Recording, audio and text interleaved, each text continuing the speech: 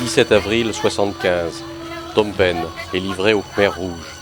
Aidés par la CIA, les responsables gouvernementaux prennent la fuite.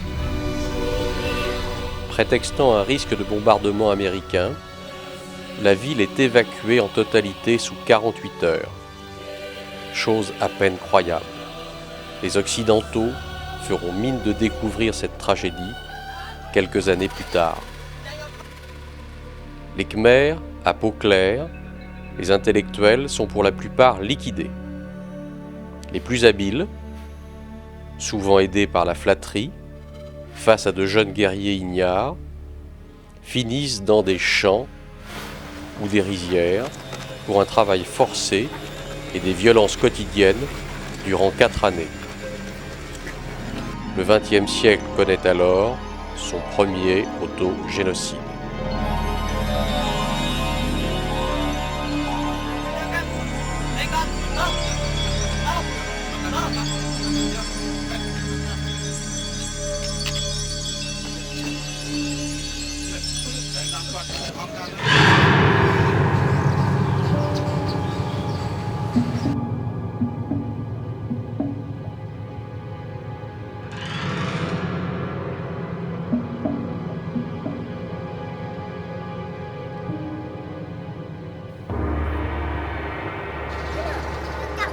Dans une école construite par les Français, la prison S21 témoigne encore des atrocités commises.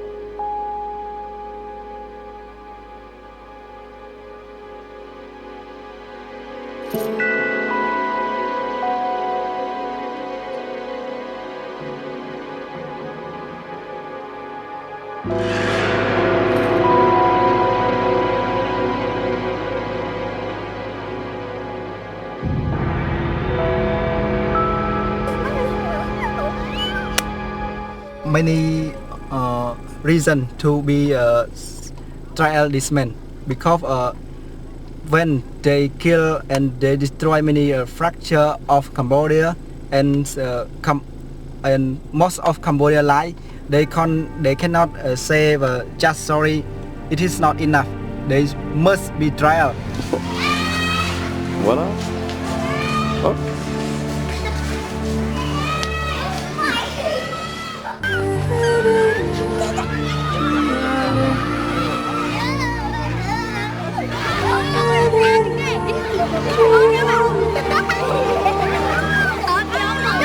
Toute proche, l'école de l'Association pour les enfants du Cambodge prouve que le pays peut compter aujourd'hui sur l'énergie débordante de sa jeunesse.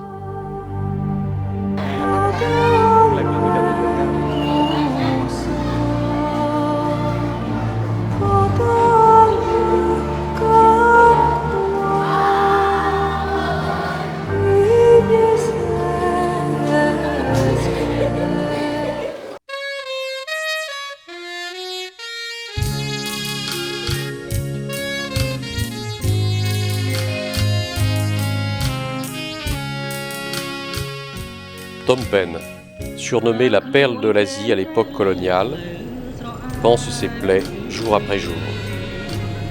C'est le règne des vélomoteurs dans une douce pagaille sans stress.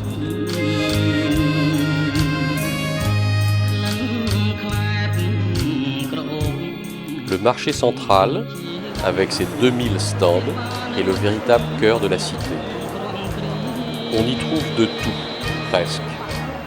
Pierres précieuses et cailloux, vraies et fausses montres, vêtements et légumes.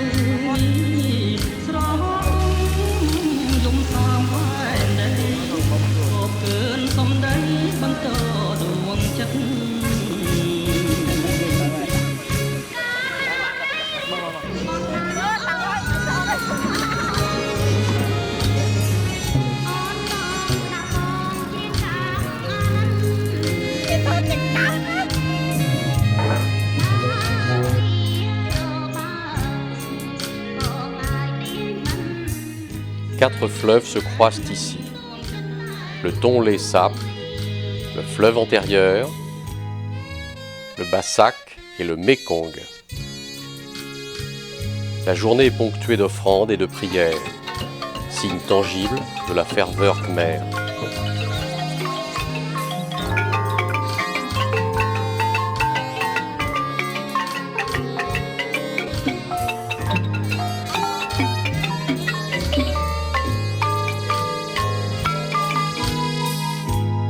Face à la poste principale, le petit hôtel Manolis garde le souvenir d'André Malraux, qui y séjourna sous surveillance policière après avoir dérobé des fresques d'Angkor.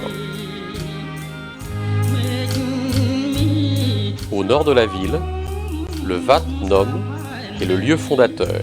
C'est une petite colline, Nom en khmer, haute de 30 mètres, entourée d'arbres. C'est là, dit la légende, qu'une certaine dame Pen, qui a laissé son nom à la ville, aurait caché les statues de Bouddha qui flottaient sur le fleuve.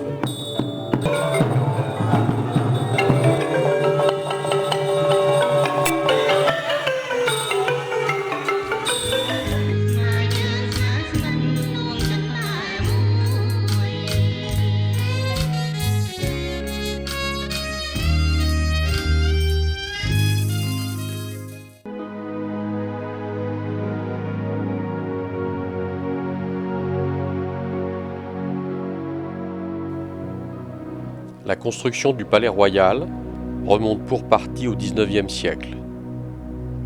La citadelle de cristal, comme on la nomme, abrite divers pavillons, notamment la salle du trône, la salle des cérémonies et le petit pavillon construit par Napoléon III pour un séjour de l'impératrice Eugénie en 1870.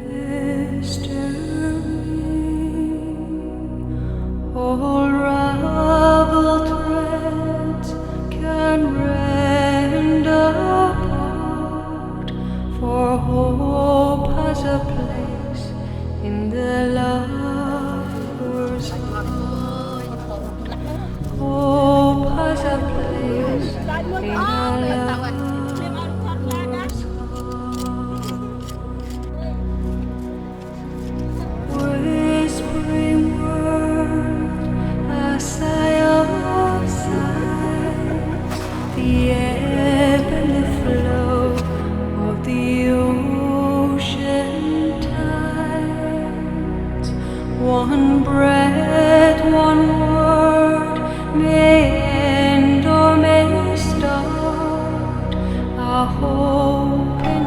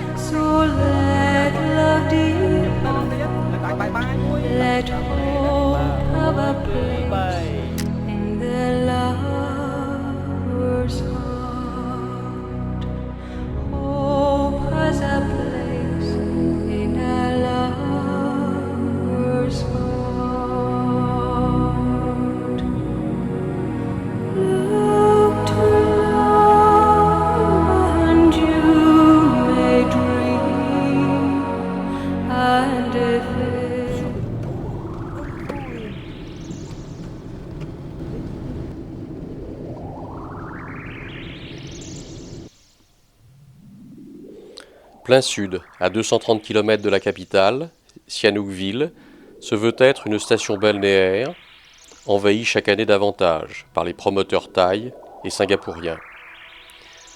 C'est le lieu de villégiature préféré des coopérants français, qui profitent des plages paradisiaques encore peu fréquentées.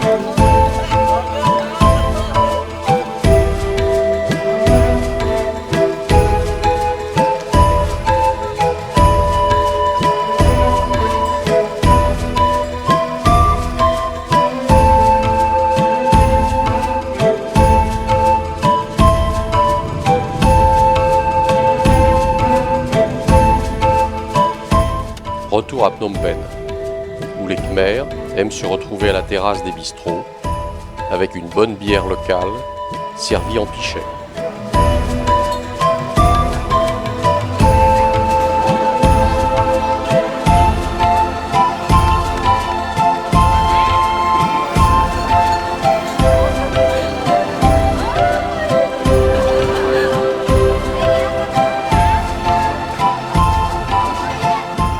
À l'aéroport, les petits bébés khmers sont de plus en plus nombreux à bénéficier d'une autorisation d'adoption après de longues et coûteuses procédures administratives.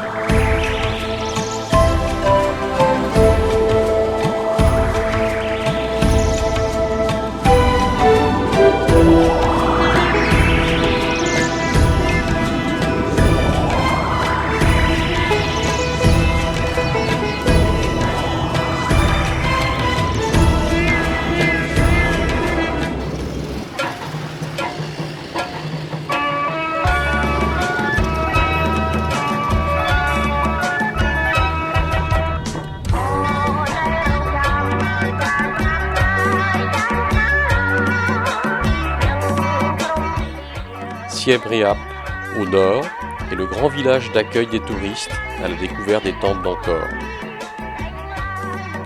Même mouvement incessant des deux roues, même petit marché central à l'abri des bâtisses coloniales.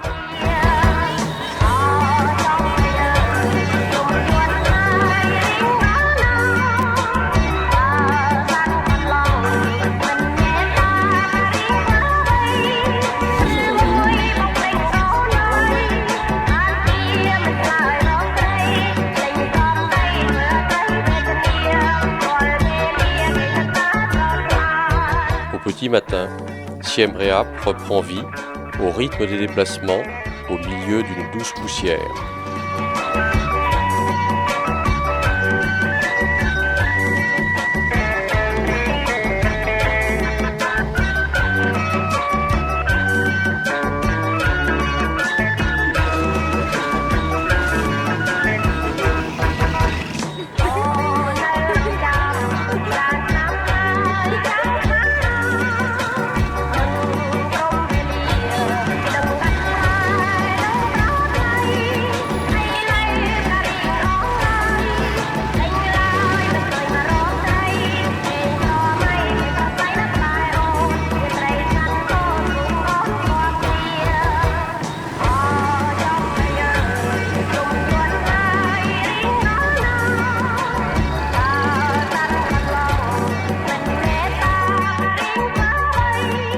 la sortie de la ville, le marché est le lieu de retrouvailles des paysans des alentours.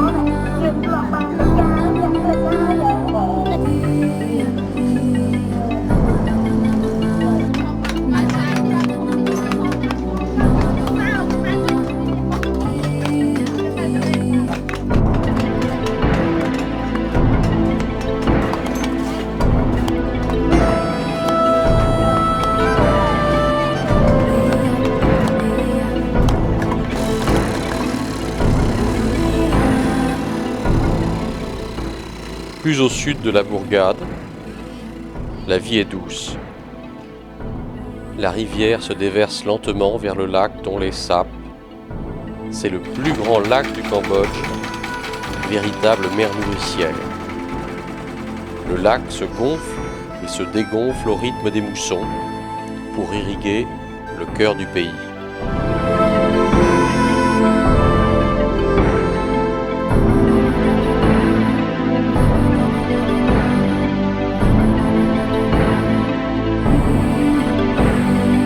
C'est aussi le paradis des pêcheurs. Faites de paille et de bambou, les maisons sur pilotis, ou même flottantes, s'adaptent aux saisons. Les femmes font leurs courses en bateau, les enfants jouent avec leurs animaux familiers.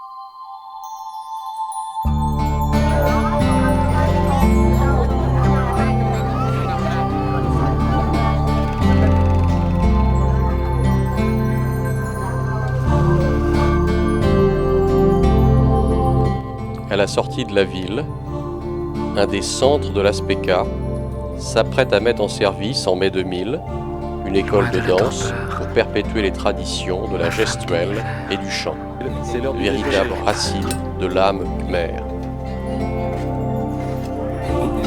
Des averses, des grêles, elle prie, elle danse,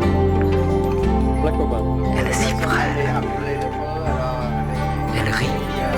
ត្រីយំអិនឡាអូនយំស្ដាយស្នាមិនគូណាប្រាសាមានបើសិនជារូបប្របងមកពីកល្យានម្លាំងសង្ស័យផ្នានអើយណាបង Merci.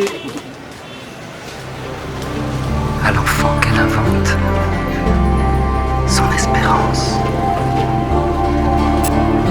Dans les cathédrales, les lumières bleues d'un vitrail la font rêver aux étoiles. Elle rêve aux étoiles. Elle rêve.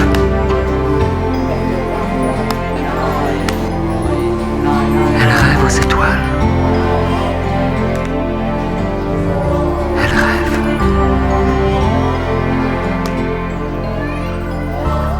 Si elle pense aux snipers qui la visent et les pillent lorsqu'elle traverse sa vie,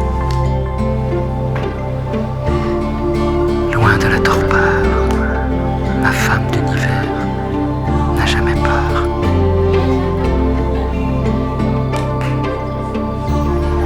Elle rêve aux étoiles. Elle rêve. Près des orages, des éclairs et des averses, elle illumine. De ses cheveux clairs, les pénombres, les ombres qui nous traversent. Comme les satellites, elle grave et gravite à portée de terre dans le ciel. Dans la mer de la tranquillité, elle voudrait qu'on féconde.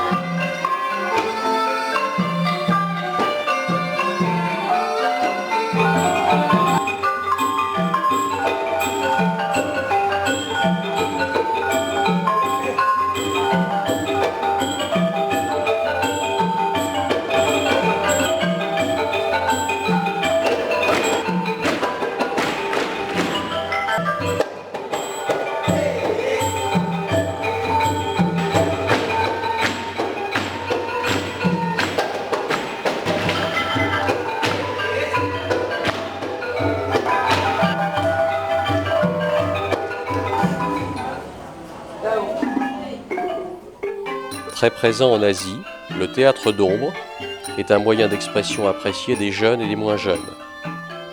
L'inspiration vient de la vie quotidienne paysanne, ici le combat de buffles, pourtant interdit par les autorités, ou bien de l'histoire du Ramayana, qui se décline en de multiples scénettes. On voit l'enlèvement de Sita par le roi des géants, Ravana, déguisé en cerf.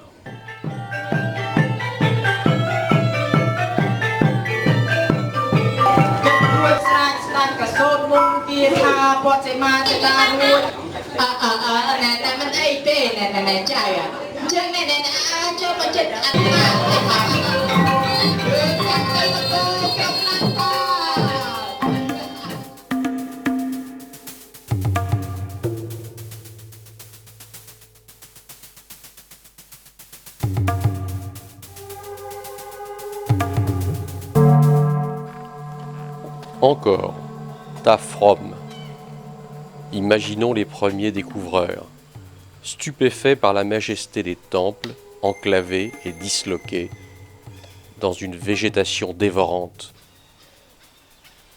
On a peine à imaginer que ce lieu était le monastère du roi où vivaient plus de 1200 personnes.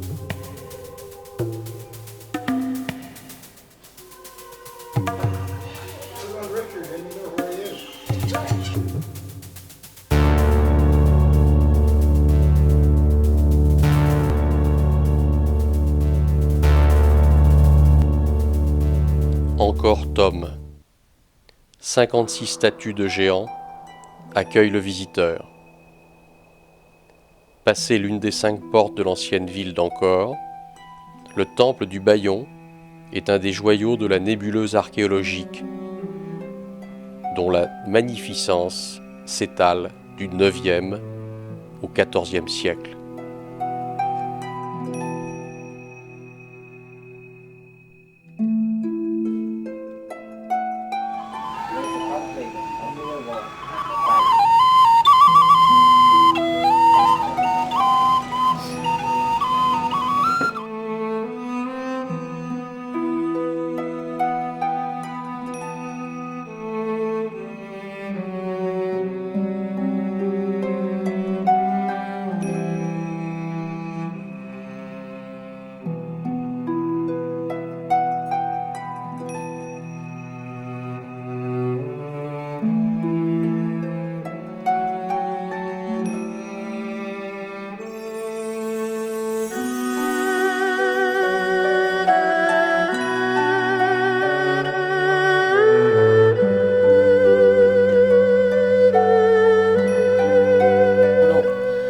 Molin Campuchia បានសេចក្តីសុខចម្រើនអាយុវែងសុខសប្បាយសុខសប្បាយសុខសប្បាយសុខសប្បាយសុខសប្បាយចា៎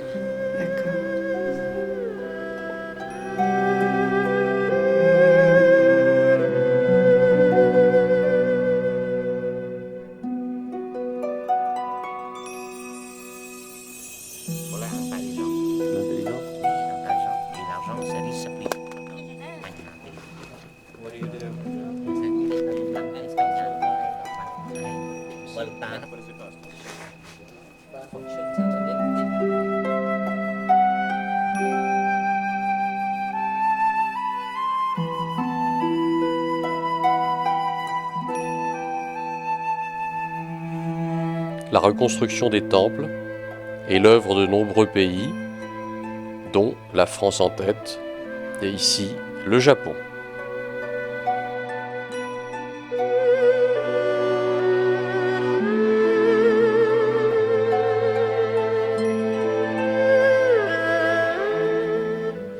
Bordant une large avenue, la terrasse des éléphants servait probablement de promontoire pour les courtisans lors des parades royales.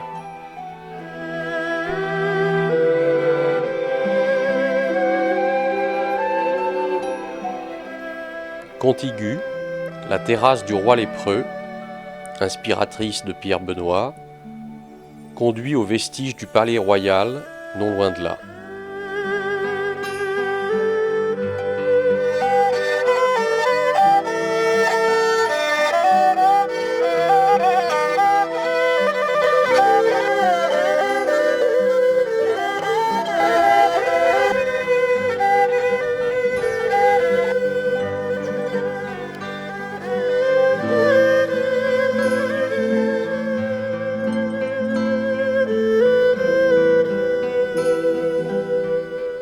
Au détour d'un chemin, la ferveur populaire rassemble les Khmers autour de nobles causes.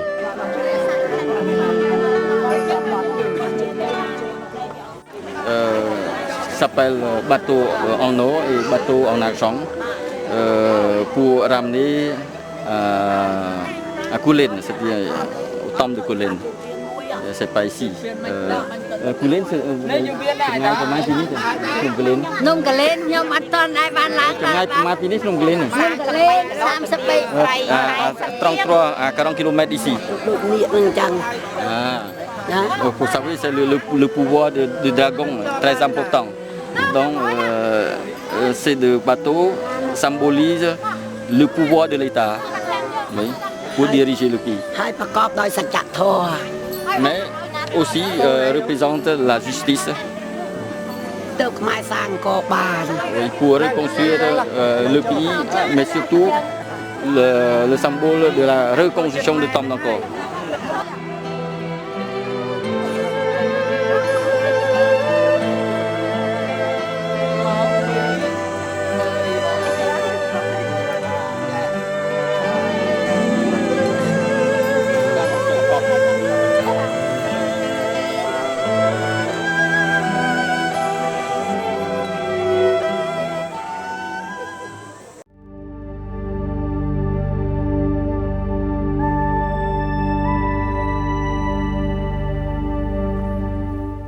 Angkor Wat, le plus majestueux des temples, est entièrement dédié à Vishnu. Commencé au XIIe siècle, ce temple montagne est alors le centre du royaume, le temple d'État, comme le décréta le roi Suryavarman II. Protégé par des douves de plus d'1 kilomètre de côté, le bâtiment central est orné de bas-reliefs retraçant le Mahabharata, histoire fantastique mêlant habilement crimes et jalousies amoureuses.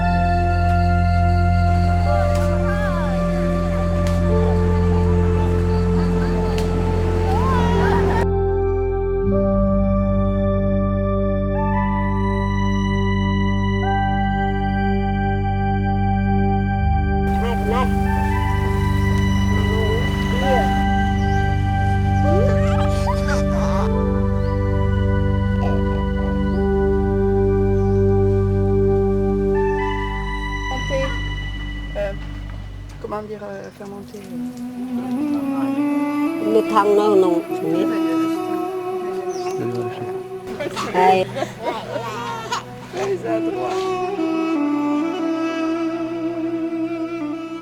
Le temple du Pré-Rup, imposante pyramide de briques, est dédié à Siva. Elle symbolise la transformation du corps. Le temple de Bantai Dai, à proximité du Taprom, est un vaste monastère au XIIe siècle, entouré de plusieurs enceintes. C'est la citadelle des cellules, comme on la nomme à cette époque.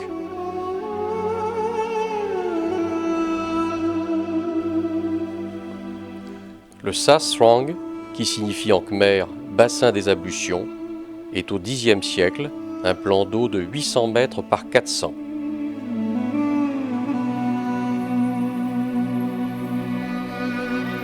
Le Prasad Kravan est l'un des premiers temples d'Angkor dédiés à Vishnu.